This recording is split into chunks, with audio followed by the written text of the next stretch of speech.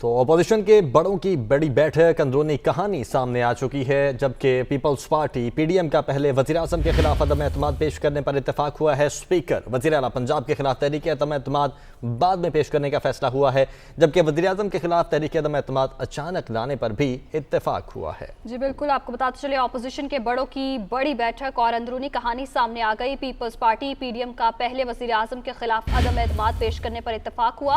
Speaker وزیر اعلیٰ پنجاب کے خلاف تحریک عدم اعتماد بعد میں پیش کرنے کا فیصلہ، وزیراعظم کے خلاف تحریک عدم اعتماد اچانک لانے پر بھی اتفاق ہوا ہے۔ تحریک عدم اعتماد پیش کرنے کا ٹاسک آصف علی زرداری کے سپورٹ کیا گیا ہے۔ سابق صدر کو حکومتی اتحادی جماعتوں سے معاملات طے کرنے کا بھی اختیار مل گیا ہے۔ تحریک عدم اعتماد کی کامیابی کی صورت میں شہباز شریف کا نام بطور وزیر اعظم پیش کیا جائے گا۔